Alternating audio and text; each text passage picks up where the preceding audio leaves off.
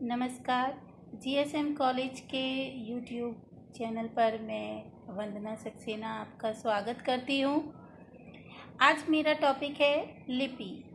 लिपि किसे कहते हैं, इसके विषय में जानेंगे। मौखिक भाषा को लिखित रूप में व्यक्त करने हेतु कुछ विशिष्ट चिन्हों का प्रयोग किया जाता है, जिसे हम लिपि कहते हैं। लिपि किसी भाषा की लगभग सभी ध्वनियों को प्रतीक रूप में व्यक्त करता है और इसके माध्यम से क्या है, मनुष्य बिना प्रत्यक्ष संपर्क में आए हुए अपने संदेशों को आदान प्रदान कर सकता है। यदि लिपि की जो है हम परिभाषा देखें तो इसको छोटी सी हम शब्दों में कह सकते हैं कि भाषा के लिखित रूप को लिपि कहते हैं। पहले क्या था, लोग सबसे पहले अगर बात करें कैसे अपने संदेशों को आदान प्रदान करते होंगे बिना प्रत्यक्ष संपर्क में आए, तो संभवतः चित्रात्मक लिपि का प्रयोग करते थे। लेकिन इस तरीके से चित्र द्वारा जो है संदेशों को पूरी तरह से व्यक्त करना जो है संभव नहीं हो पाया। इसलिए जो है क्या करा गया कि मौखिक भाषा की ध्वनियों को संकेतबद्ध कर दिया। तो इन ध्वनि संकेतों को ही उस भाषा की, जिस भी भाषा के लोग हैं उस भाषा की लिपि कहते हैं। तो यदि अर्थ में देखें तो हम इस तरीके से लिख सकते हैं, किसी भी भाषा के मौखिक भाषा को लिखित रूप में व्यक्त करने हेतु विशिष्ट चिन्हों का प्रयोग किया जाता है, जिसे लिपि कहते हैं। या छोटी सी बना सकते हैं कि भाषा के लिखित रूप को लिपि कहते हैं।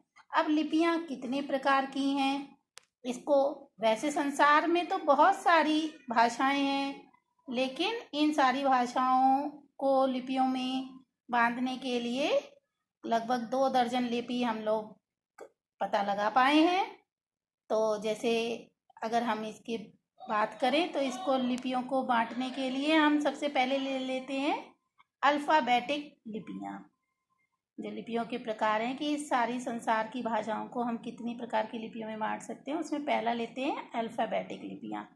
कैसे पहचानेंगे कि अल्फ़ाबेटिक लिपि है, तो इसमें क्या है, स्वर अपने पूरे अक्षर का रूप लिए व्यंजन के बाद आते हैं। अल्फ़ाबेटिक लिपियों की पहचान है कि जो स्वर है, हम पहले ही बता चुके हैं स्वर की परिभाषा कि जिन ध्वनियों को बोलने में हवा जो है मुख से बिना रुकावट के बाहर आती है, उन्हें स्वर कहते हैं। तो स्वर अपने पूरे अक्षर का रूप लिए व्यंजन के बाद आते हैं। इसको हम कौन सी लिपियां कहेंगे, अल्फ़ाबेटिक लिपियां, जिसमें स्वर अपने पूरे अक्षर का रूप लिए व्यंजन के बाद आते हैं। अब इनमें कौन कौन सी हैं ये देख लेते हैं। पहली है लैटिन लिपि, जिसे रोमन लिपि भी कहते हैं, जिसमें लैटिन लिपि किस किस भाषा के लिए है, तो वो अंग्रेजी भाषा, फ्रांसीसी भाषा, जर्मन भाषा, या जो कंप्यूटर प्रोग्रामिंग है, पश्चिमी और मध्य यूरोप की लगभग सारी भाषाएं जो हैं वो लैटिन लिपि में लिखी जाती हैं। दूसरी है यूनानी लिपि। यूनानी लिपि यूनानी भाषा और कुछ गणितीय चिन्ह, जैसे हम लोग क्या कहते हैं फाई वगैरह इस्तेमाल करते हैं, तो वह यूनानी लिपि के अंतर्गत है। फिर है अरबी लिपि, जो अरबी भाषा, उर्दू, फारसी और कश्मीरी भाषा के लिए जो संकेत हैं उनको अरबी लिपि कहते हैं। फिर इब्रानी लिपि, इब्रानी भाषा के लिए, और सिरिलिक लिपि जो रूसी सोवियत संघ की जितनी भी भाषाएं ज़्यादातर बोली जाती हैं, यानी रूस में, वो सारी भाषाओं के लिखने के लिए हम सिरिलिक लिपि उसको नाम दिया गया है। तो ये कैसी हैं, चाहे वह लैटिन लिपि हो, यूनानी लिपि हो, अरबी लिपि हो, इब्रानी लिपि हो या सिरिलिक लिपि, ये सब किस लिपि के अंतर्गत हैं, ये अल्फ़ाबेटिक लिपि के अंतर्गत आती हैं। इसमें क्या है, स्वर अपने पूरे अक्षर का रूप लिए व्यंजन के बाद आते हैं। दूसरी है आपकी अल्फ़ा स्लेबिक लिपियाँ। ये अल्फा सिलेबिक लिपियां किसे कहेंगे कि इसकी हर एक इकाई में अगर एक या अधिक व्यंजन होता है तो उस पर स्वर की मात्रा का चिन्ह लग जाता है, और अगर इकाई में जो है व्यंजन नहीं होता तो स्वर का पूरा चिन्ह लग जाता है। आप हिंदी भाषा का कोई भी वर्ण ले लें, इकाई का अर्थ है वर्ण। वर्ण में अगर अधिक व्यंजन होंगे तो भी उस पर स्वर की मात्रा का चिन्ह लग जाएगा, और अगर नहीं है तो स्वर का पूरा चिन्ह लग जाता है। क की आवाज़ में हम अ की ध्वनि निकालते हैं। तो जैसे इसमें अल्फा सिलेबिक लिपियां हैं, कौन कौन सी है? देवनागरी लिपि। देवनागरी लिपि जो हिंदी भाषा की लिपि है उसे हम देवनागरी लिपि कहते हैं। दूसरी है ब्राह्मी लिपि, जो कि संस्कृत और पाली भाषा के लिए उसको नाम दिया गया है। उसके बाद आती है गुरुमुखी लिपि, जिसे पंजाबी भाषा जो लोग बोलते हैं जब वो लिखते हैं तो वो गुरुमुखी कहलाती है। तमिल भाषा वाले तमिल लिपि लिखते हैं, गुजराती भाषा वाले गुजराती लिपि लिखते हैं, बांग्ला भाषा वाले बंगाली लिपि लिखते हैं। यहाँ भारत में जो भी भाषाएं बोली जाती हैं उनकी लिपि कैसी है? अल्फा सिलेबिक लिपि। तो हम अगर भारत की बात करें तो भारत में बहुत सारी भाषाएं बोली जाती हैं, वो सारी भाषाएं किस लिपि के अंतर्गत हैं? अल्फा सिलेबिक लिपि। यदि आपसे कोई प्रश्न पूछे कि देवनागरी लिपि किस तरीके की लिपि है तो आप बता सकते हैं अल्फा सिलेबिक स्क्रिप्ट्स। इसके अलावा यदि भारत की बात करें तो जापान की जो जापानी भाषा है उसमें कानो लिपि एक है। जापान के जो लोग बोल रहे हैं जैपनीज, तो उसमें एक कानो लिपि का प्रयोग करते हैं। तीसरी है चित्रलिपि। चित्रलिपि जिसमें सरल चित्र बने हुए होते हैं वो चित्रलिपि है, जो कि जैसे प्राचीन मिस्री लिपि, मिस्र भाषा के लोग जो बोलते थे उनके जो चित्र बना देते थे तो वो मिस्री लिपि कहलाती थी। चीनी वाले जो मंदारिन और कैंटोनी भाषा बोलते थे वो चीनी लिपि भी चित्रलिपि है।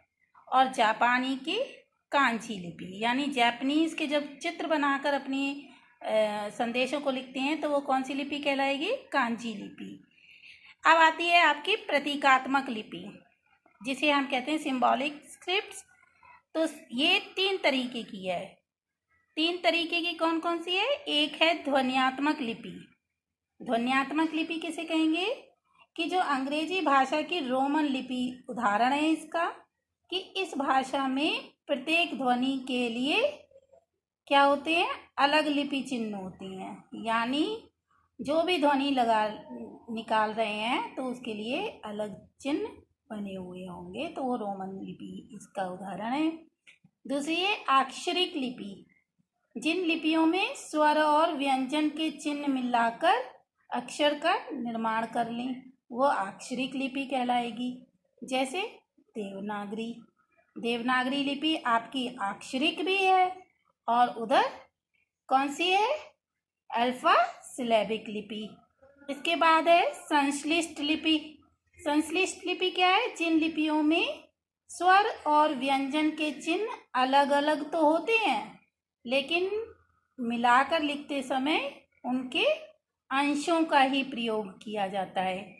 जैसे उर्दू भाषा को जब लिखा जाता है तो उसमें जो है चिन्ह तो अलग अलग हैं, लेकिन जब लिखेंगे तो उसके केवल अंशों का ही प्रयोग करते हैं। तो ये कौन सी लिपि कहलाएगी आपकी? है तो सिंबॉलिक यानी प्रतीकात्मक, लेकिन प्रतीकात्मक के अंदर जो संश्लिष्ट लिपि है उसका उदाहरण बनती है उर्दू लिपि। तो आज आपने और हमने दोनों ने मिलकर कुछ लिपियों के बारे में जाना।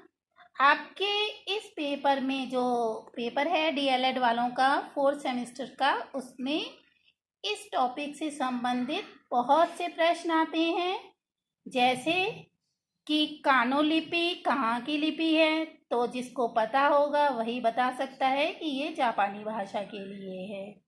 या फिर सबसे ज़्यादा आता है कि देवनागरी लिपि किस तरीके की लिपि है, तो आप बता सकते हैं अल्फा सिलेबिक लिपि। या अल्फा सिलेबिक लिपियां बताइए। अगर लघु उत्तरीय में आता है, ऑप्शन में नहीं आता है तो भी। कहने का अर्थ यही है कि आपको ये लिपि के बारे में अच्छे से याद करना चाहिए। आप ये नोट्स बना लें तो ज़्यादा अच्छा है, और याद करके बार बार इस वीडियो को देखेंगे तो भी आपको ये दिमाग में आ जाएगा। इसके साथ ही मैं अपना वीडियो यहीं पर समाप्त करती हूँ। धन्यवाद।